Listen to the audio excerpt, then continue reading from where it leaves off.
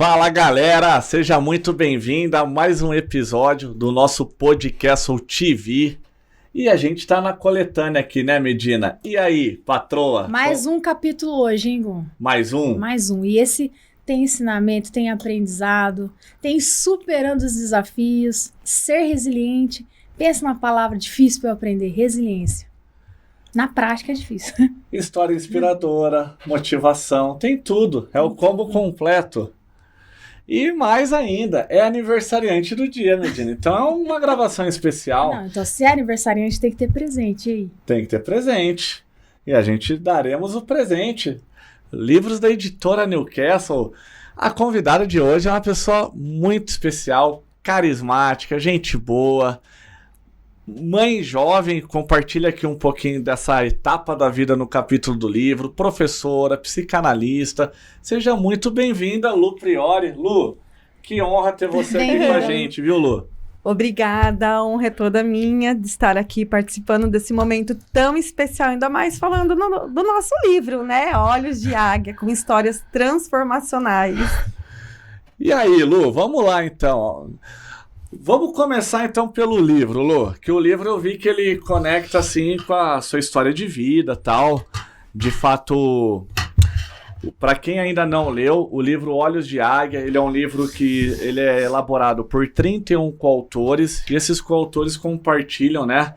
Eu falo que os principais aprendizados de suas trajetórias, aqueles momentos que foram viradas de chave. E você, Lu, compartilha uma história que é muito forte. Você foi mãe muito cedo, muito jovem, com 16 anos, né? Exato. E tem uma família linda. Tá casada há quanto tempo, Lu? Há 33 anos, casada. 33 anos? Mais 3 de namoro, 36. 36 anos, hein? 36. Dividindo as escovas de dente, hein, Lu? É que uma isso, hein? vida, é uma vida. 2 filhão, o filhão e a filhona, a Cá, que tá aqui com a gente. Sim. 2 netos. 2 netas. 2 netas. Alice com 13 e a Júlia com 4. Aí sim, 2 Lu. netas. E aí, Lu? Não, então, você escreveu o capítulo 17. Até para os telespectadores conhecer a Lu, conta um pouquinho pra gente, assim, Lu, o que te inspirou a colocar o conteúdo no seu capítulo, assim? O que foi aquilo que tá no seu coração? Vou transformar isso em livro, porque essa mensagem vai chegar na mão de quem precisa. Bom, primeiramente, né, o livro sempre foi um sonho. Eu sempre tive vontade, desde adolescente, de compartilhar, de escrever. Eram escritas aleatórias. Aí depois, com o casamento, né, muito jovem, com os processos que vieram da vida, com os desafios, porque tem todo mundo, quem não. E eu fiquei mãe muito jovem, aos 16 anos. E fiquei, assim, num período bem difícil da minha vida, né? Meus pais são separados. Minha mãe tinha se relacionado novamente, enfim. E meus avós adoeceram, então, assim, não tinha aquele todo suporte. Não porque, né, minha família não me acolhia, não me orientava, não por isso. Mas, na fase da adolescência, a gente sempre acha que a gente é deixado de lado, né? Uhum. Então, assim, acabei casando jovem, por opção mesmo. E superando, o que me motivou é mostrar como a gente consegue, porque a sociedade, querendo ou não, Gu e Rafa, eu tive muito julgamento da sociedade. Nossa, casar com 16 anos, imagine como os filhos serão, né? Uhum. Casamento não dá certo, casar criança, enfim. E não, e eu pude, né, provar ao contrário, que dá quando a gente quer, dá quando a gente se escolhe todos os dias. Eu falei que nós vivermos, né, o marido e a mulher, são escolhas diárias. Então, assim, foram muitos desafios entre eu e o meu marido. Falei, por que não transformar, né, levar para outras pessoas que é possível a gente manter o relacionamento, ainda mais hoje em dias atuais. Sim. A gente vê aí vários, né, relacionamentos se dissolvendo. E principalmente, né, o meu foco maior hoje é também a questão da adolescência. Então, os desafios que eu tive lá atrás como adolescente, hoje, então, na verdade, além de pedagoga, psicanalista, eu sou mentora de famílias e especialista em adolescentes. Eu atendo adolescentes. Então, as dificuldades que eu tive lá atrás é hoje o que eu faço com eles. Eu auxilio, né, nas dificuldades da vida. Guia, né? A gente encaminha aí para os desafios. para que consigam passar. É isso que me motivou. Top O demais. Vingou. Então, isso que eu falo, né? Resiliência. A resiliência, como a Rafa mencionou, é uma palavra bem forte, né? Resiliente. O que é ser resiliente hoje? Hoje as pessoas não têm muita habilidade, essa habilidade da resiliência. Elas desistem muito fácil. As primeira ou segunda dificuldade já joga tudo fora. Joga tudo fora, não vai dar certo, não dá, não é isso que eu quero. Então, eu falo que a nossa vida são escolhas diárias. Deus deu o dom da vida todos os dias. Graças a Deus, acordei e abri o olho. A primeira coisa que eu faço, eu agradeço. Estou aqui. E hoje eu honro, né? Aliás, sempre honrei, não só hoje, mas meu pai e minha mãe. Principalmente hoje, no dia especial, né? Pela vida. Porque se não fosse eles, eu não estaria aqui. Então, assim, abri o olho, ter aquela oportunidade, estou viva. Né? Gratidão, Deus, por mais um dia de vida. O que eu posso fazer no dia de hoje, de diferente? Então, as nossas escolhas são diárias. A gente escolhe todos os dias, né? O que quer ou não. E no relacionamento não é diferente. A gente escolhe estar ali todos os dias, juntos, superando os desafios. E supera, tá? Supera. Relacionamento, assim, tem os desafios no contexto geral. Não só marido e mulher, mas com os filhos também. Principalmente hoje, no mundo contemporâneo. Bom, não tem muito tempo a sua geração para agora, mas eu queria que você falasse um pouquinho, explanasse um pouquinho para nós, porque é o seguinte, a adolescência. Veio uma senhora aqui que explicou um pouquinho pra gente que a adolescência tem a ver com adolescer, que vem de uma palavra, ela explicou a origem, né? De fato, é um período de adoecimento, questão hormonal e tudo mais. Você, aos 13 anos, conhece o seu marido. E hoje você tem uma neta. Aos 13 anos. Como que você vê a sua neta e como que você era na sua época? Você consegue fazer essa analogia, porque hoje a gente vê que existem, a gente brinca, né? É um adolescente de 40 anos, né? A gente olha assim, essa galera não... Vai não, Igor! Tem muito adolescente... Então, assim, ela inclusive nos explicou essa relação sobre a geração e que existem hoje adolescentes de 30, 40 anos, né? Com certeza. Então, explica pra gente um pouquinho esse seu olhar mesmo profissional e essa diferença. Começando pela fala, né, da pessoa que esteve aqui, pôde explicar um pouquinho, realmente, a adolescência não é só uma nomenclatura por idade, uma classificação, vamos supor, de 1 a 5 anos primeira infância, de 5 a 12 segunda infância, de 12 a 18, por exemplo, adolescente, 18 em diante adulto. Não. Tem a classificação, claro, de idade, mas isso tem a ver com maturação cerebral. Na verdade, né, o cérebro é um processo. A gente nasce, ele não nasce formado, não nasce pronto, ele vai se desenvolvendo no decorrer dos anos. O pessoal fala até da moleira, né? Sim, tem a ver, né, com a moleira, porque falar a moleirinha tem que fechar, né, que a caixa, na verdade, é a caixa craniana, né, a questão da moleira. Mas o que acontece na adolescência? Adolescência, a gente fala que é um rito de passagem. O que é um rito de passagem? A passagem da infância para a vida adulta. Então, é um treino, entre aspas, para a vida adulta. Entendeu? Entendi. E tem a ver com as questões, né, hormonais e neurofisiológicas. O cérebro, ali, em constante transformação, o que acontece nessa fase? Nessa fase, os adolescentes, eles agem mais com o lado emocional, que fica no nosso sistema límbico, que fica atrás da nossa caixa craniana, enquanto o córtex pré-frontal, que fica na região da frente, está em formação, que é o nosso lado racional. Entendeu? Então, é por isso que a adolescência, eles são impulsivos, eles agem, a emoção é a flor da pele, porque já tem a questão do hormônio feminino e masculino, as meninas da menarca, que é a fase da menstruação, os meninos também têm a fase dele, da transformação, né, hormonal, e somado à questão neurofisiológica, dá toda essa explosão aí, né, e é um impacto muito grande, tanto na área social, na área emocional deles, na área, eles querem se descobrir, o que eu vou ser? Peraí, minha mãe cuidava, colocava comida no prato, por exemplo, até ontem, hoje eu preciso pegar sozinho, hoje eu preciso pensar o que eu vou ser, né, ele já começa a enxergar de uma forma diferente, e tem tudo a ver, né, com a questão hormonal, sim, e fazendo analogia da diferença, eu vejo totalmente diferente. além da minha profissão como psicanalista e mentora de famílias, eu atuo como educadora na rede estadual, né, do estado de São Paulo. Já passei por várias redes privadas e do município, mas assim, com crianças da minha idade, aliás, que eu comecei a namorar o meu marido agora, às vezes eu olho e falo, meu Deus, é totalmente diferente. Mas por quê? Não é o fisiológico que muda, o que muda é a cultura atual. Então, nós temos que ter essa dimensão, essa clareza, que os anos vão passando, as coisas vão evoluindo e algumas coisas da cultura mesmo vão se transformando. São as culturas que vêm das gerações. A gente carrega, sim, uma bagagem, né, que vem da família, tem aquela bagagem, que são os valores que esses não mudam. Né, o que mudam é onde ele está inserido, a questão do social. É por isso que vai moldando. O adolescente era mais assim lá atrás, hoje é desse outro jeito.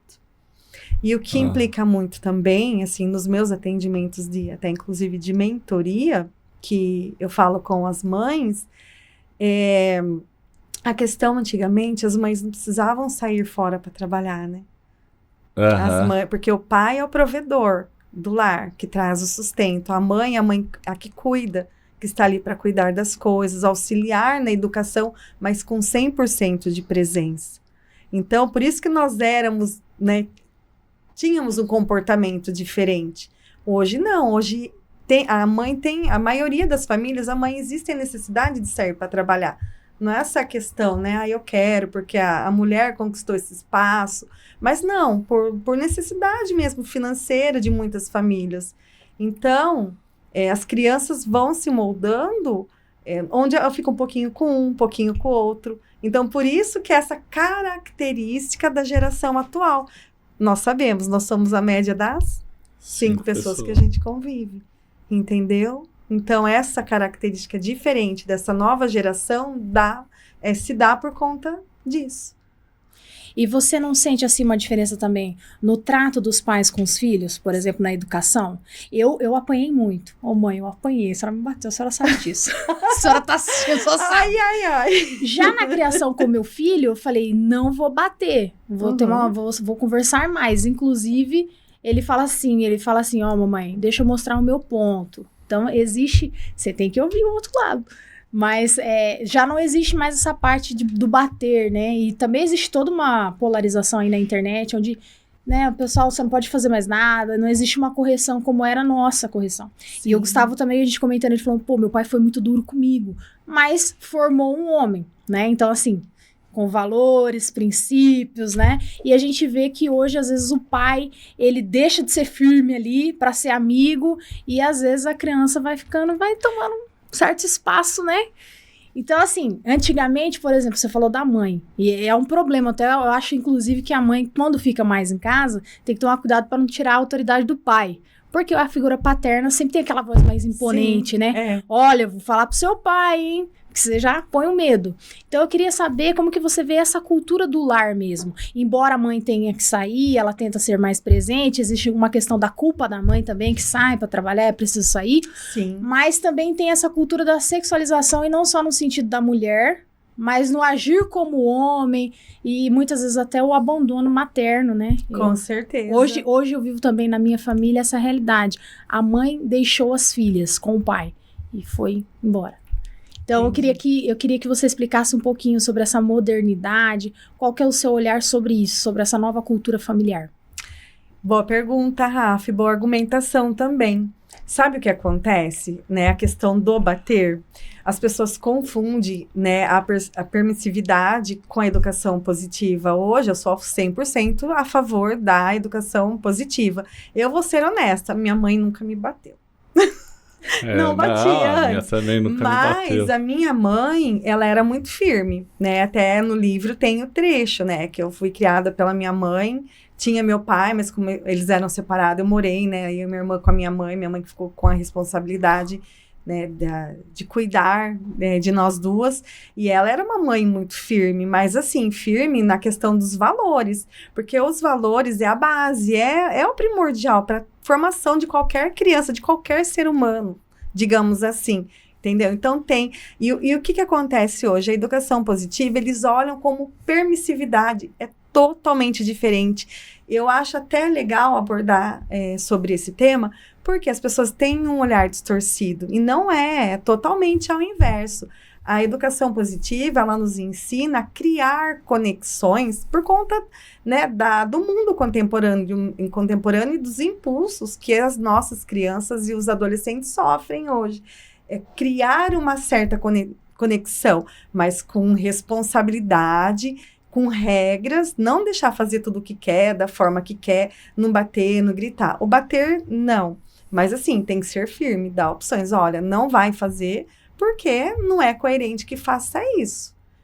E dar opções, entendeu? Educar sem agredir, né? Educar sem agredir. Mas não é deixar a criança fazer o que quer, livre e solta. Não, toda criança tem que ter regras. Gente, regras mas e a Bíblia rotina. fala da vara da disciplina. Eu nunca Fala. bati, Fala mas mesmo. se for necessário... Eu falava da vara, né? Ai, meu Deus.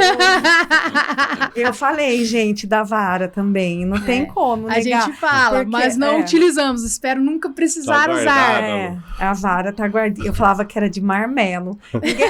Não, se você perguntar hoje o que é vara de marmelo, ninguém sabe que é vara de marmelo. A Carol acho que também não sabe que é vara de marmelo, né? Então, assim... Entendeu? Mas, o que acontece, Rafa, na questão do bater? É o que eu falo muito. Eu fui uma mãe também, ou com o Bruno, eu pequei muito na educação dele. Não fui uma mãe de bater, mas assim, pra mim, ser mãe era aquela mãe que deixava a casa limpa, roupa lavada, servia o almoço e o jantar no horário certo, levava pra escola, supervisionava a tarefa. Hoje, a modernidade, a mãe não tem que ser muito mais do que isso. E eu fui aprendendo aos poucos, né, sobre... essas necessidades, a gente vai, não, tá acontecendo alguma coisa errada, vamos parar, vamos olhar, entendeu? Mas assim, a questão da permissividade, não, a gente sempre foi muito rígido, sempre nesse sentido da educação, mas ao mesmo tempo, sempre trazendo para perto da gente, com essa conexão. E o bater, né, voltando no assunto, que eu atropelei o assunto, o porquê? Os pais, na geração dele, nossos pais, né? Eles faziam o que para eles eram correto. Porque vem repetindo padrões familiares, gente, né? Vocês já devem ter ouvido, claro, falar, né? Tem coisas que acontecem e a gente repete nos padrões familiares. Então, vai repetindo. Eu apanhava, minha mãe educava assim, então vou educar meu filho. Mas não entendia o porquê. Achava que era assim, se bater, obedece. E no meu Entendeu? caso, ainda foi um pouco mais difícil pelo seguinte, porque minha mãe sempre perguntava as coisas pra ela falava assim, os antigos que falavam assim. Tá vendo? Minha mãe falava, eu nunca questionei, só obedece. Só manda. Não, era com... Faz o que eu mando, mas não faz o que eu faço. Era com o olhar, né? Não precisava nem, era só olhar. Eu lembro muito, né, até do meu sogro, porque como eu comecei a conviver com a família do meu esposo muito cedo, 13 anos, aquela fase da adolescência, às vezes a gente, né, tava, porque namorava e era molecada, brincava, né, assim, brincava e namorava. Até engraçado de falar, mas é uma verdade, eu não posso negar, é minha história. Sim, né? Lu, tá certo. E meu sogro só dava um assovio. Eu falei, uai, por que seu pai tá assoviando? É pra gente parar, você não consegue entender? Eu falei, não, porque em casa não tem um assovio, mas na casa dele, né, na cultura da família ali do lar dele, era o assovio. Então, assim, tinha que parar na hora. Vai fazer isso, né? Então, as crianças hoje não é assim que funciona. Então, nós adultos, né, temos que nos adaptar. Como que funciona aquela criança? Mais ali. Com carinho, respeito, mas também colocar a questão das regras e impor sim limite. Não, jamais pode criar filho sem limite. Você perde totalmente as rédeas, ainda mais nos impulsos que eles todos os dias sofrem com o mundão aí fora. Exatamente. Infelizmente. Ainda eu conversava com a minha mãe, eu comentava com ela, porque antigamente você conhecia todos os vizinhos, o bairro inteiro, todo mundo se conhecia. Então, Sim. a gente ia pra rua, O vizinho já via, já contava, eles se falavam, a socialização era essa. Ia pra frente de casa e brincava. Hoje, até com a violência que existe, a gente tem muito mais medo, né? Então, sabia quem eram as más companhias, né? Então, Sim.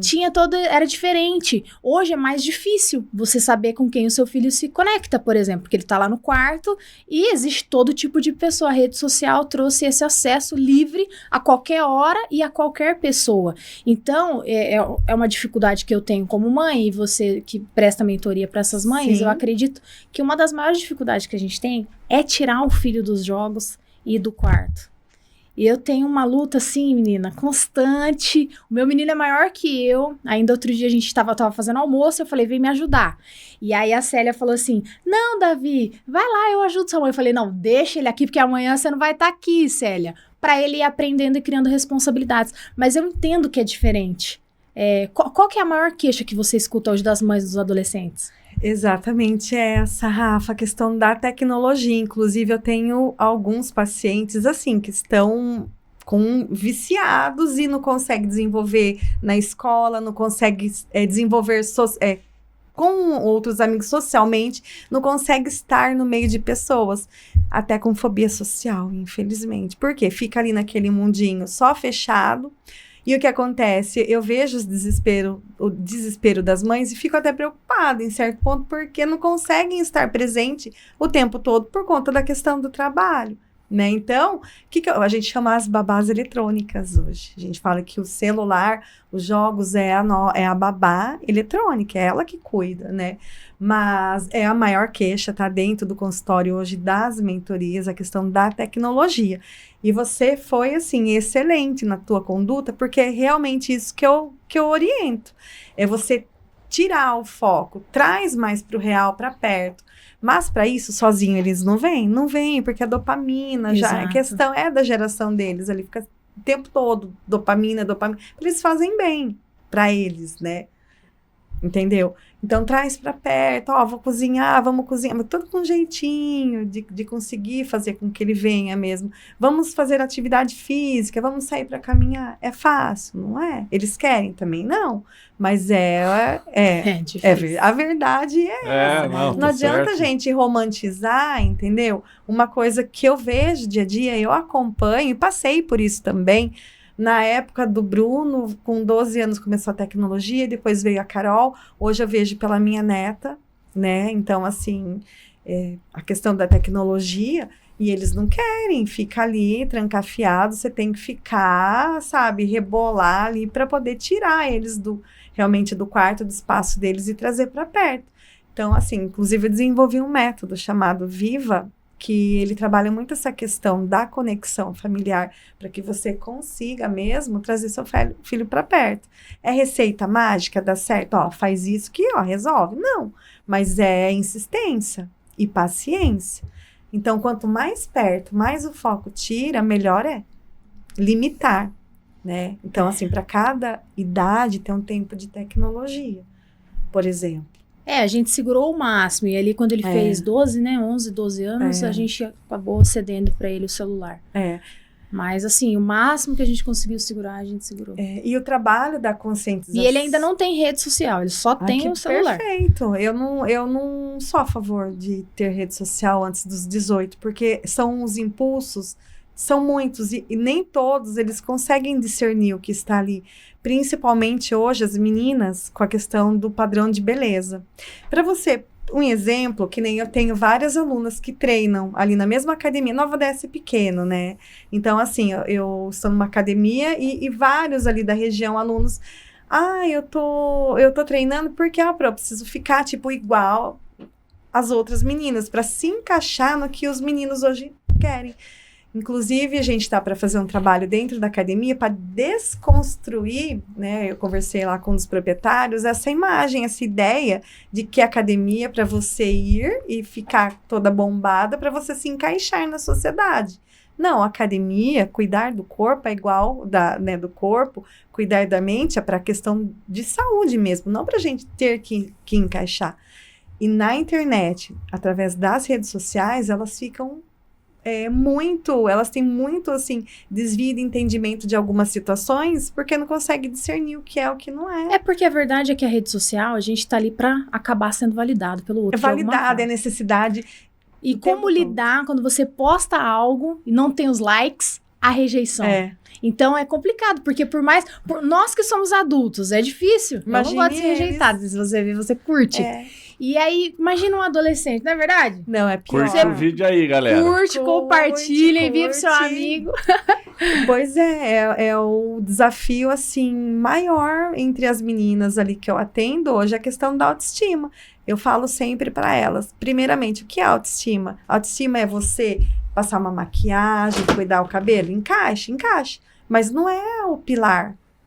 O pilar mais alto da autoestima, quando a gente fala autoestima, primeiramente, é se aceitar do jeito que somos. Primeiro eu tenho que me aceitar. Eu vim assim, eu nasci assim, as pessoas têm que me aceitar assim.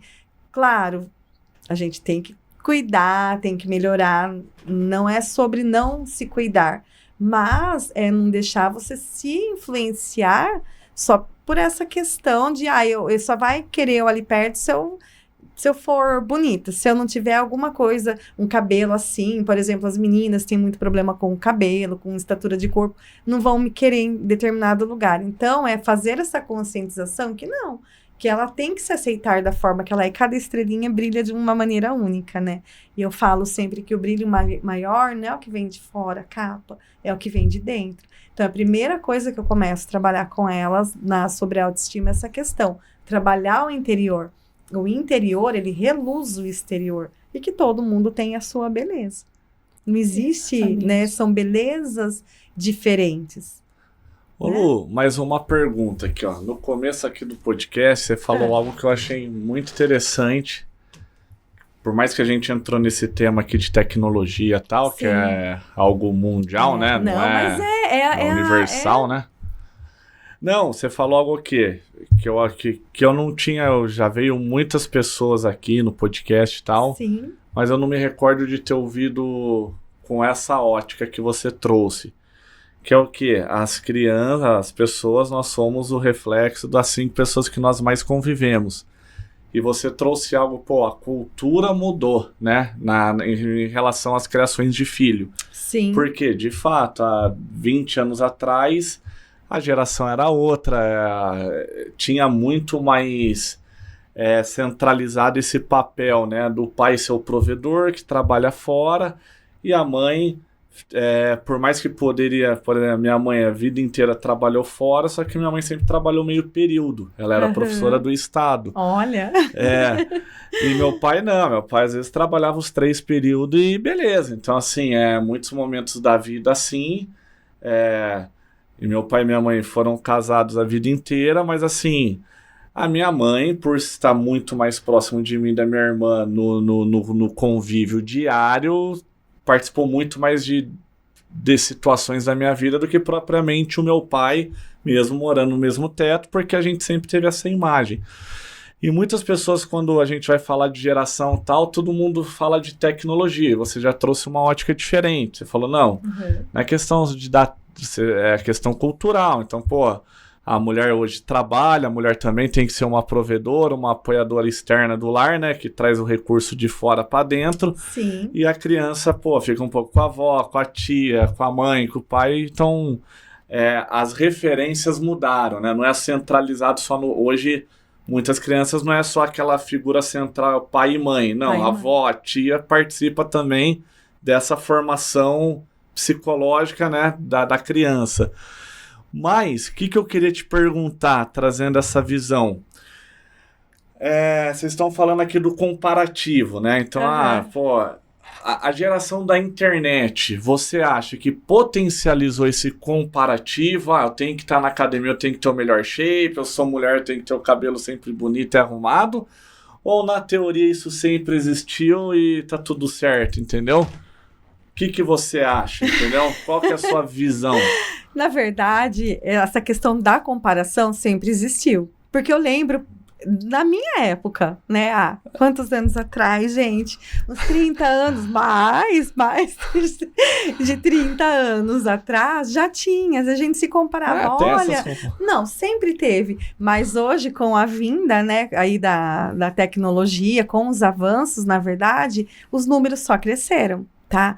Sempre teve, mas não era tanto como agora. Tá. Potencializou com a vinda da tecnologia. E isso é um dos maiores causadores aí de depressões, da questão da baixa autoestima, dos vícios.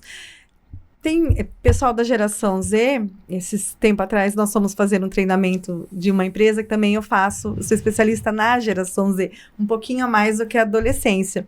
O pessoal não consegue trabalhar, porque não consegue desfocar do celular. Você tem que fazer igual o adulto responsável lá, o pai, às vezes, tirar, guardar para a pessoa conseguir trabalhar, entendeu? Então, assim, intensificou muito a questão da tecnologia num geral. E é onde que vem acarretando todos os problemas emocionais, aí fica frustrado, porque não consegue no emprego nesse sentido de progredir, não consegue avançar, não consegue focar, desenvolver algo, e vem aí, né, todas as síndromes, né, e transtornos emocionais possíveis, mas a tecnologia tem um grande impacto, é um grande causador da maioria hoje.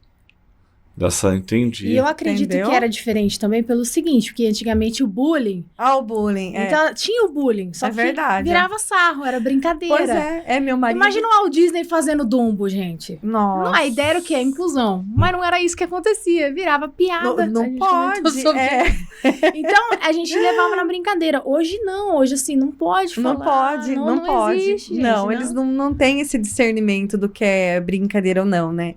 Porque aí tudo vai pro lado ofensivo, discriminatório. E assim, foi uma... E eu acredito que também nesse sentido a internet é um terror, porque é o seguinte, se a pessoa tira uma foto sua e posta e faz aquela brincadeira, não é só a sua bolha ali que vai ver. Todo mundo. É muita gente. Pode ser que todo mundo veja e tudo muito rápido. Viraliza, né? Aí você viraliza de um jeito, então e a pessoa os likes aí, o que não ganhar, não tava ali a pessoa normal tirando foto, não tinha like, a hora que faz uma brincadeira, sobe a audiência, né? Os likes vão lá. Exatamente. E é uma verdade, onde vai causando aí, né? A pessoa vai se encolhendo emocionalmente, porque ela sente fora dos padrões, ela sente inferior. Aí começa a ter totalmente uma visão distorcida, muitas vezes, do que realmente ela é. Começa a ter essas distorções. E aí uma coisa vai acarretando a outra. Então eu falo assim, sempre sempre existiu. Não adianta falar que não, mas não era tão intenso. Hoje, com o avanço da tecnologia, né, com a vinda, com essas questões de comparar uma pessoa a outra, enfim. E até filtro para mudar a cor, eu não sabia. Tinha uma aluna minha que falou, a gente consegue afinar a cintura, tirar a barriga. Me mostrou o filtro. Falei, nossa, eu não sabia desse filtro. Eu tô indo na academia, ó. Tô indo na toa, mas não é pra... Eu, assim, ainda eu falo, eu não vou por conta de... Claro, a gente tem que cuidar do corpo, mas o objetivo não é, né, ficar pra me encaixar no padrão hoje de beleza, é pra me cuidar, de fato. Pensar que um dia eu vou precisar ir ter força pra levantar de um sofá sozinha, como o médico me disse, né? Ele falou, não, vamos lá. Então, é nesse sentido. E agora, ali, você como professora, que convive com esses jovens, o que você vê neles? Porque é muito fácil para nós fazer uma análise de fora e falar, eles não querem trabalhar, eles não querem. Qual que é a sua visão, estando ali no dia a dia? Será que tem esse checkmate que realmente está complicado? É só uma visão nossa de fora? Qual que é a realidade ali, você que convive com eles? Você sabe que eu falei ontem para um supervisor de ensino sobre essa sua pergunta. Eu falei, gente, se eu pudesse trazer, né, os pais ou as pessoas que nós recebemos muitos, né, julgamentos até da sociedade, dos próprios pais ali, nessa questão, não trabalha, não entendeu? Pessoal, ainda mais funcionário público, às vezes tem aquele nome, né? Que o pessoal fala. Falei, trazer para ver o que é de fato por trás dos bastidores. Professor, ele tem que chegar na escola, ele tem que aplicar o conteúdo, mas antes disso tem todo um processo, plano de aula, tudo que ele tem que fazer. E desafiador em relação em alunos, porque, por exemplo, As minhas salas são 40 a mais. Imagina você lidando a cada 50 minutos com 40 pessoas diferentes. Pensa. Pegada, sim. Você entendeu? Porque assim, cada um tem a sua particularidade. Nós temos esse olhar e temos que entender a particularidade de cada um. Às vezes, um não consegue aprender de um jeito, outro aprende de outro jeito. Então, você fica assim, o que eu faço com esse? Né? Você vai, planeja, vou fazer isso com esse. Com esse, eu vou fazer outro. Aí, tem comportamento que não é... que vem já de fora, que é reflexo da sociedade que ele é inserido, e ele acaba ali refletindo no comportamento escolar, tanto na questão comportamental quanto cognitiva. Aí, você vai ver a história do aluno, né? Você fala, meu Deus, é por isso que não consegue avançar, é por isso que não consegue sentar, focar, tem esse comportamento agressivo, por exemplo, e tem. Por trás de cada aluno tem uma história. Eu tenho poucas aulas hoje no estado, são 9 aulas só, para eu poder conciliar as demais coisas. Então, assim, é muito pouca mesmo. Mas até 2023 eu fui professora de escola de período integral. Então, assim, tinha 7 aulas por dia, cada 50 minutos. Era 250 pessoas passava durante esse período comigo. Então, imagina, 250 cada uma com a sua bagagem, com a tua história, com a sua particularidade. É muito desafiador, muito. Entendeu? Sim. Então, assim, não é tão fácil quanto a mesma questão do desenvolver, porque são salas superlotadas, principalmente na pública. Então, assim, às vezes a gente não consegue mesmo fazer 100%, mas não é que nós não queremos, é porque o próprio sistema não contribui para que isso aconteça efetivamente de uma forma correta, de uma forma que tenha mesmo que acontecer a questão do ensino. Então, é uma junção de coisas hoje. Então, eu vou reformular minha pergunta, tá? Eu entendi que você representou os professores. Sim. Mas eu digo assim, em relação à geração mesmo. O comportamento deles. Porque eu comecei a trabalhar muito cedo, muito jovem. Então, pra mim, se você falar que você começou sua vida aos 13 anos, aos 16, você passou por esse momento de gestação, que a gente entrou nesse assunto. Mas como você vê a mentalidade deles de trabalho? Porque hoje, dentro do RH, é um debate. Né, contratar os jovens, embora eles ainda são adolescentes, mas eu gostaria de entender, para saber um pouquinho como é que é a mentalidade deles em relação a isso. No sentido da escola, você fala, né? Mas eu digo assim, com a visão de futuro. Porque cedo, na minha época, entendeu? A maioria já estudava e trabalhava. Tinha que contribuir dentro de casa. Sim. Que não é a realidade do meu filho, de muitos aí que tem seus 13, 14 anos. Sim, agora entendi a tua pergunta. Isso. Na questão do trabalhar da geracional, tem uma galera que faz, né? Eles estão como jovem aprendiz. Porque hoje ninguém quase dá emprego, assim, entra pelo jovem aprendiz. Tem uma galera do ensino médio que faz, que consegue trabalhar, que trabalha, que sim, procura evoluir. Mas a maior parte não. Você pergunta, porque eu fui professora de projetos de vida. Foi aí que eu né, peguei gosto pela questão social, das habilidades socioemocionais, que fui me aprofundar, entender o comportamento. Por quê? Eles não têm estudo para eles hoje. A maior parte tem essa exceção que trabalha, que estuda, tem uma visão de futuro. A maior parte não tem visão de futuro. Só vive o hoje e já Só vive hoje. Não, amanhã, entendeu? Eu tenho alunos lá que você pergunta, a maioria quer trabalhar em mercado. Quer ser empacotador, porque tem um dinheirinho, para eles basta, suficiente, não precisa sair daquilo. Entendeu? Então, a visão é diferente de antigamente. As pessoas, né, queriam cursar a faculdade, tinha as exceções também que não queria, sim, sempre teve.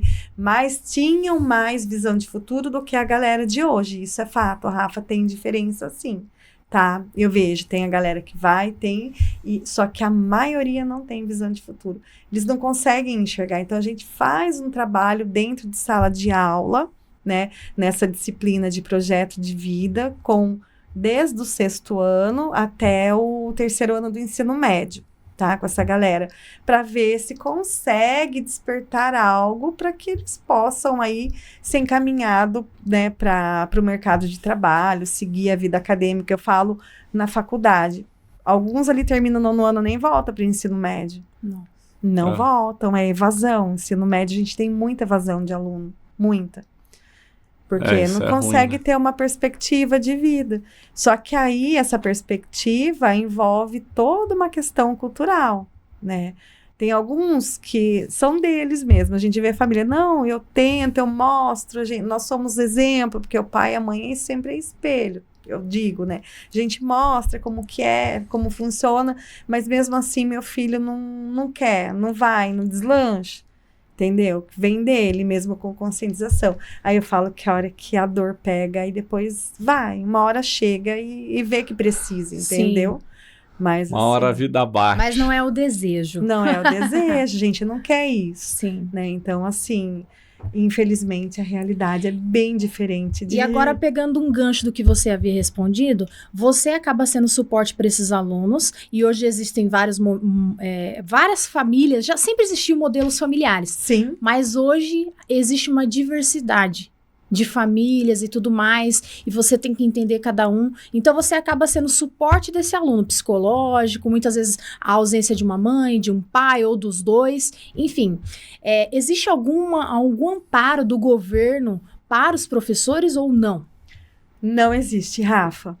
É o que eu falei, hoje a NR1, só para vocês entenderem, é obrigatório nas empresas, né? Acredita, assim, nas escolas privadas, eu inclusive tenho até parceria com algumas, elas estão fazendo esse cuidado dessa parte emocional, né? Porque eu falo que a gente tem que cuidar de quem cuida, até dos pais mesmo. Então, Sim. inclusive na mentoria, cuidar da mãe para que ela possa cuidar do seu filho. O objetivo é esse. E na escola, na rede estadual, nós não temos esse amparo. Não temos esse amparo, entendeu? Muito menos o preparo. Tem a disciplina lá, quem vai buscar, né? Tem os cursos, mas não atende a necessidade realmente que nós precisamos para a gente dar um suporte de qualidade para aquele aluno. Então, assim, tem algum problema, a gente faz ali os encaminhamentos que tem que serem feitos, ou se é caso de, vamos supor, negligência mesmo, tem alguns casos que chegam a ser de conselho tutelar, que é totalmente negligência, né? Nossa. E a gente aí vai observando a conduta desse aluno, mas assim, suporte nenhum para o professor, para nada. Porque muitas vezes eu vejo assim que existe, não todas as mães, mas já falei com outras professoras que delega, né, o ensino ali, não só o ensino, mas assim a parte dos valores, né, que Sim. espera que a escola conduza isso da melhor forma. Sim, é que na verdade muitas famílias também acham que escola e educação confundem o que é educação no âmbito ali pedagógico e educação de valores. Né? Seria esse sentido que você... Isso. Sim, no sentido de valor. Não, a escola não é a educação no sentido de valor, é no sentido pedagógico, é totalmente uma coisa diferente da outra. E embora não tem como fugir, eu, por exemplo, né, eu chego na escola e elas sabem, os meus alunas, que eu sou psicanalista, e eu sou uma pessoa que já é nato de acolher. Tem dias que, eu vou ser sincera, eu não consigo dar aula. Porque é um chorando, é outro desmaiando, é outro, sabe? É emocional, porque eles querem, tipo assim, chamar atenção, só que não é só um chamar atenção, porque eu sei que tem problemas por trás daquele cenário, daquele momento. Então, o que eu faço? Eu vou acolher e vou mesmo, sabe? Então, eu vejo essa necessidade. Aí, ali, você conversa, querendo ou não, nessas conversas, a gente trabalha a questão dos valores, que não seria o meu papel estar fazendo naquele momento. Mas eu supro o papel de algo que falta para eles, para aquela ocasião, entendeu? Que são os valores do lar. Hoje, infelizmente, é a questão que nós falamos do início da família, né? As famílias estão desestruturadas, né? Então, assim, muitos lares se desfazendo, e quem sofre? Se o pai e a mãe não tiver, né, uma consciência, não misturar, né? Assim, filho não tem nada a ver com relacionamento. Não que o casal tenha, de repente tem alguma coisa que o casal precisa relacionamento dissolver mesmo, não tem como ficar, tá tudo bem, mas tem que lembrar que tem uma pessoa ali no meio, que são os filhos, né? Como eu vou ter olhar a partir de agora para esse filho? Como que eu vou conduzir, né? Como a educação vai ser? Tem que pensar em conjunto, agir em conjunto e da melhor forma para que ele consiga superar aí todos os processos, desafios que a vida traz. Então, assim, são situações bem delicadas, né? Num contexto no geral. São vários tipos de olhares. Né? Ainda hoje seria uma dor engravidar aos 16 anos. Porque existe esse olhar da sociedade, de discriminação, essas coisas que a gente vai ouvindo ali, você fica, nossa, né, acabou minha vida. Eu engravidei aos 19. Novinha também. Né, foi um baque pra mim, eu falo que eu traumatizei na gestação. Que eu não quis ter mais. E talvez, se eu não tivesse engravidado lá, talvez eu não seria mãe. Pelo contexto do que eu vejo de separação dos casamentos dos meus irmãos, que nenhum se manteve. Né? E aí as crianças ficam para um lado, vai para o outro. Então, talvez eu não seria mãe. Eu estaria nessa erradamente, eu acho muito errado. Acho que as pessoas têm que ter filhos. Mas eu acredito que eu estaria nessa estatística de não engravidar, de não colocar mais uma criança no mundo, olhando esse cenário. É errado pensar assim. Né? A gente tem que procriar, tem que, né? Enfim, mas... Eu engravidei aos 19. Já entendeu, né? Eu engravidei aos 19, foi difícil pra mim. Foi difícil, eu imagino aos 16. Como que foi pra você esse momento ali que você se viu grávida, gerando uma nova vida? Como que foi isso? Desafiador, Rafa. Eu, né, quando eu vi ali, peguei meu exame grávida, falei, nossa, é uma criança. Quando, assim, peguei o Bruno no colo, até a médica falava, meu Deus, é uma criança segurando outra criança. Elas queriam até me ajudar, porque, assim, foi muito desafiador. A questão da educação, o que eu faço agora? Como, né, toda aquela questão, trocar, ensinar, o educar, que hoje eu acho que o que pega mais na questão da fala de não querer ter filhos. Então, assim, é toda uma questão. Mas, no entanto, que a Carol veio só 6 anos depois, né? Eu esperei 6 anos para depois... e ainda veio de acidente também, né, Carol? Veio de acidente também, a Carol. Mas, assim, também me vi naquela situação desafiadora. Eu chorava junto, às vezes, com o Bruno à noite, porque eu não sabia, meu Deus, ele não para de chorar. Por mais que a gente, às vezes, tenha, eu falo que é o suporte, a rede de apoio, né? Minha mãe, apesar ela estava no momento de também enfrentando vários desafios na vida dela, mas ali orientava. Mas parecia que você, não, tem que estar perto para mostrar, para ajudar. Não, faz isso, isso, isso. E aquela madrugada, às vezes chorava, eu falei, meu Deus, por que eu vou ligar? O que eu faço? Não tinha como dar um Google, não né? Para de chorar, não dá, não tem como. Então aí você vai descobrindo, né? A gente sozinha acaba, mudei a posição do bebê, melhorou. Acho que agora vai ficar quietinho. Então, assim, ser mãe e pai, né, é desafiador. Filho não vem com manual de instrução. E nem existe manual de instrução pronto, porque cada um funciona de um jeito. Então, eu acredito, assim, Rafa, que tanto na juventude, pela questão de idade, não só de idade, qualquer, né, por eu ter 16 anos, mas qualquer momento da vida, ser mãe, principalmente em dias atuais, é desafiador, né? E a questão da idade, voltando, talvez para responder a tua pergunta, eu já tinha planos de casar nova mesmo, antes do Bruno chegar, né? Mas assim, aí depois você pensa, nossa, enquanto as meninas estavam ali, sonhando com o futuro, eu estava, né, dizendo sim numa igreja, por uma vida completamente diferente, cheia de responsabilidades. Sim. Então é totalmente assim, diferente, né, gente? Nossa, e agora? Mas eu consegui. Por isso que eu falo resiliência. Fui resiliente, e superei desafios. E eu e meu esposo estamos juntos até hoje. Tem desafio? Tem. Mas a gente se escolhe todos os dias. Ai, ficou bonito, no dia do aniversário, uma declaração dessa. Essa daí vai virar corte, hein? Você viu? Que isso, hein? Ô, Lu, o que eu queria te perguntar, assim, até com uma visão... Será que o que você falou aqui foi bonito, hein? Foi bonito, o maridão foi bonito. vai ficar feliz quando Foi bonito, ver, né? vai dar um corte bonito. Vai. Assim, ó, com uma visão profissional mesmo, de quem vive os bastidores ali, né? Da educação, de estar nos colégios, essa experiência de ter trabalhado em colégio público e privado. A gente escuta muito, assim, que a educação no Brasil, essa parte escolar, né, ela tá estagnada, assim, né? Nos últimos 30, 40 anos, falam que, pô, a mesma educação, a mesma matéria dos anos 80 é a mesma matéria. O que você acha, assim?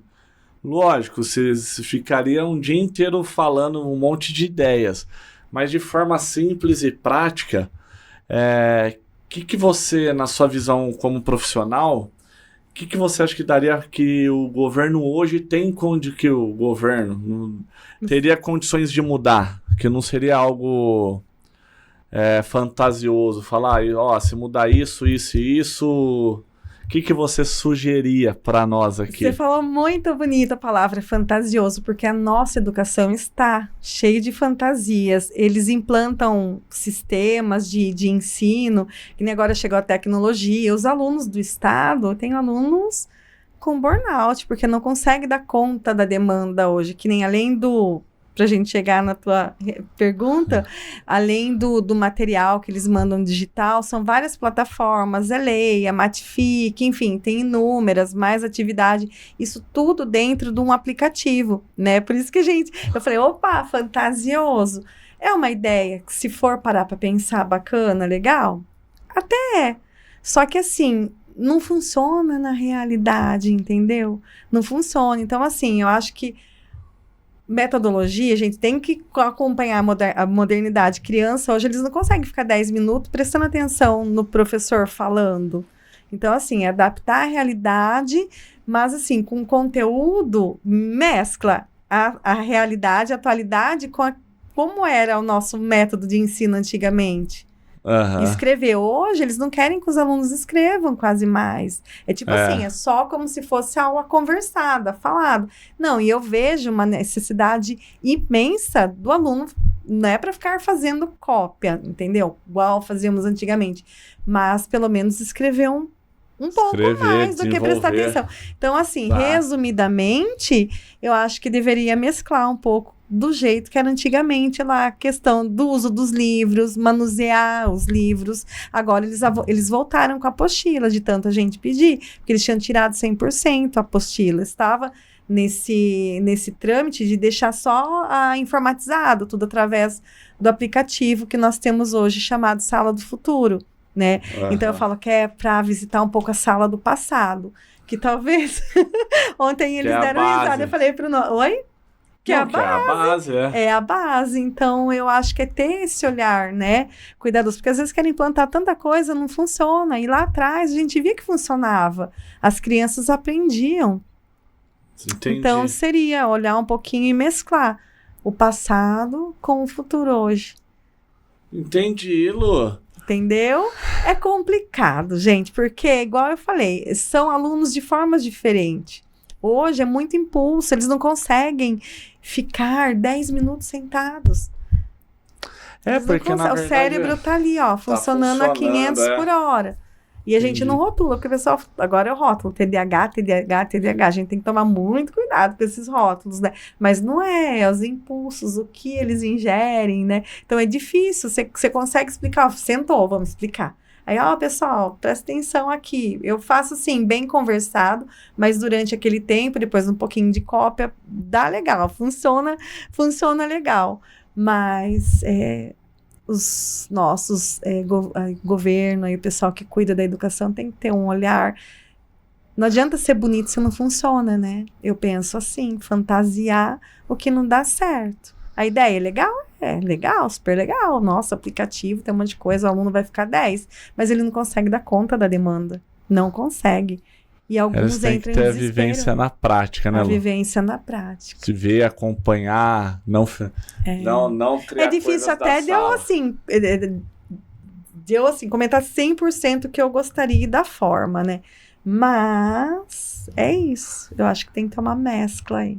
Um olhar minucioso. E cuidar dos professores também mais, porque nós temos muitos professores afastados por problemas, assim, depressão, crise de pânico, ansiedade, porque não conseguem enfrentar uma sala de aula mais. A cobrança, eu falo que hoje é empresa, a gente tem que bater meta. Meta de nota, meta de produção na plataforma. É assim, tem que bater meta ali. É uma empresa hoje. Falando sinceramente para vocês, a gente enxerga dessa maneira a educação hoje. Não, e assim, eu fiz essa pergunta pra você porque antes da pandemia... O foco é o número. Não, e aqui na escola de inglês, a gente, na Newcastle, geralmente são aulas para uma média de 6, 7 alunos por sala, né? Sim. Às vezes você não tem ninguém, é um aluno e professor, mas não passa muito, não passa desse número, assim. Ou seja, até porque a gente vende o curso de inglês para público adulto, a galera que vem aqui estudar vem para aprender e tal, então beleza, é um ambiente agradável, mas ninguém vem aqui para passear, eles vêm para se desenvolver. E aí, antes da pandemia, nós fechamos parcerias com um colégio muito grande, Centenário. Olha. E eu coloquei esses professores de inglês para dar aula, mas lá era 40 alunos por sala. Tá vendo? Então eles voltavam desesperados. Tinha um método, né? Mas que lá... Agora eu comparo 6 e 40. É o mesmo método, certo? Exato. Funciona... não, mas a eficiência... Sim, mas se vocês entenderam? Sim, porque assim, sim. quanto mais, é aquilo que eu falei, são 40 alunos, por exemplo, diferente, cada um aprende de um jeito lá, você não consegue dar 100% de conta. De tudo, em 50 minutos. E nós temos que bater meta de nota, né? Então, assim, os alunos não conseguem aprender de fato como deveriam aprender. A ideia é bacana, aquilo que eu falei, entendeu? Bacana. Mas não funciona na prática. É o ideal, mas não é o real. E fala perfeita, Rafa. É o ideal, mas não é o real. Então não adianta, a gente tem que ver, bom, o que é funcional nessa situação? Fora que eu acho que com o aumento de inclusão, gente, vocês não têm ideia como aumentaram. Nós temos, não pode passar de 3, né, TEAs por sala. Aí às vezes tem que ficar dividindo, porque tem mais, não tem onde colocar. E outros transtornos. Aí o professor eu não tenho um auxiliar na minha sala. Então, eu tenho que ter esse olhar minucioso. Às vezes você olha, ontem mesmo tinha uma mãe, porque nós temos câmera na sala, tinha uma mãe olhando. E eu fico na minha meia, foi ver a filha dela, né? E bem no ensejo ali naquele momento, eu estava com 2 sentado comigo. Então, assim, corre ali no aluno, vem, senta, ajuda os outros 2. Pronto, não consigo escrever. Dita para um, aí faz, olha, e corre, levanta de novo. É assim a rotina de um professor hoje, dentro da sala de aula. A ideia bacana mas não funciona. Ô, Lu, o papo tá muito bom, hein, Medina? Inclusive, você que chegou até aqui, não esqueça de curtir, comentar, compartilhar, seguir a Lu. E se você precisa de uma mentoria, já sabe quem procurar, né? Ô, Gu, eu acho que eu vou precisar de uma mentoria, viu? Vai precisar. Eu também tô precisando. Mentoria, adolescência leve e descomplicada com o método Viva. Método Viva. Especial para conectar famílias. E Gu, quem faz inglês quer o quê? Quer viajar. E a nossa parceira Fly Up Intercâmbios está com uma Black Friday incrível. Se você assistiu até aqui, você tem desconto. Segue lá nas redes sociais e procure saber qual é o desconto Newcastle. E Lu, antes da gente finalizar, né? A Lu sempre tá sorridente, sempre é carismática. Aí ela fala, você acha que o aluno olhando pra ela assim, não vai querer ir lá perguntar? Vai e ela não, eles perguntam, eu falo assim, que se não tiver, tem um lema que eu falo, se vocês olharem, inclusive no lançamento do livro, a Camila, que fotografou, falou, Lu, se você vê as suas fotos do sorrisão, eu falo, não, se eu não sorrir, não sou eu. Então, assim, se não tiver sorrisão... Eu nem subo no palco, não falo nada. Tem que ter sorrisão. Esse vem espontâneo. Desafio, todo mundo tem. Se eu chorar, só pesa mais, só piora. Então, assim, vamos tentar, né? Levar na leveza, tentar resolver, mas o sorriso meu prevalece. Não deixa a tristeza, não é maior do que o meu sorriso. Aí sim. E essa é só a marca, Lu. Porque assim, a Medina, a gente sempre fala ali e... Quando falou que estava agendado de você vir. A Medina sorri bastante também. Alguns sorri mais do que eu. A tela de descanso do Gustavo é assim, ó. Tá caindo o mundo, ele tá... Encosta e deixa o mundo cair, Medina. Deixa cair. O Gu é aquele manso que anda com um porrete, né, Gu? O pior... Não, o pior que é verdade. Às vezes eu também ando com porrete, viu? Eu dou risada, mas eu tenho porrete. Esses aí que você tem que Oh. Não, é verdade. Isso é normal, não tem como, né? Sim. Então, Tem assim, que deixar guardado, né, Lu? pro momento certo. Melhor acabar o assunto, né? Aí depois vai falar, eu já sou escorpião de novembro. Aí junta tudo o assunto, não vai dar bom. Lu, mas assim, ó, não, antes de finalizar, a gente sempre fala, né, para todo convidado, um pedido muito especial, Lu, que é aquela mensagem que vai virar corte, apesar que aqui já teve várias, né, Lu? Teve. E não dá nem pra você falar que é aquela mensagem do coração, que a do coração já foi. O amor, a hora que assistir, Tá até vendo? renova. Ô, Lu, mas de você deixar uma mensagem aqui para todas as pessoas que estão nos assistindo, a mensagem que tá no heart, no coração, Lu. No Heart, a mensagem que eu quero deixar é uma mensagem, inclusive está no livro, ela é curta, mas para mim foi de tamanho impacto na minha vida, né? Por todos os desafios que eu passei e que eu achava que não tinha jeito, mas tem, que em meio ao caos é sempre possível renascer, vencer e florescer. Então não desistam dos seus objetivos, não desistam nunca dos seus sonhos, porque quem quer faz acontecer. É possível. É isso. Dina, aí sim, que isso, hein? Que isso. Ô, Lu, Não é? ó, gratidão mesmo, Lu. Eu que É uma honra ter agradeço, você gente. aqui. Prazer, foi mesmo. Happy birthday, né, To Palu? you, né? O ano que vem, meio século já, gente, como passa. Eu Só fico tá pensando, começando, Lu. Só está começando. Idade é apenas, eu falo que números, o que importa é aqui, ó, é a cabeça, né? É a mentalidade, É a né, Lu? mentalidade. No dia a dia. É a mentalidade do dia a dia. E é isso. E Ela vamos, falou, né? gente, só porque ela é belíssima e não parece que ela tem a idade que ela tem. Imagina. Gu, não faz botox. Ó, Verinha, Nunca não faz. fiz. Não Ah, mas faz. eu, vou... Tá com a pele ótima. Eu acho que o segredo é sorrir. É só rir. Sorri. Isso aí. Segundo Sorrir minha deixa a mãe, vida era o leve. OX. Esse eu nunca fiz. Eu falei, filha, faz OX, é ginástica do rosto. Eu acho que você sabe que um pouco sorriso talvez tenha do OX que ela me ensinou, né? Então, você inconscientemente sorri e vai movimentando os músculos. Mas é isso. Oxi, isso mesmo. OX. Pix. Ah, essa é boa! Tá vendo só? No podcast a gente vem, fala e aprende. Como que é, Rafa? Vou Pix. fazer hoje pro meu marido. Pix. Ele vai falar, que é isso? Aí, ó. Aí o segredo é revelado, hein, Gu? Ó, já vou dar um toque Ah, aí pro Gu? seu pai, hein, cara. Ó, essa ideia é Acredita errada. também, põe água lá. Tá vendo? Vai, Pix, né? Boa, hein? Mas e aí, galera? Então, gratidão, né, por mais um episódio. Acompanha a Lu, acompanha a Medina, acompanha o Podcast TV, Samuca, Carol e é nóis. É nóis.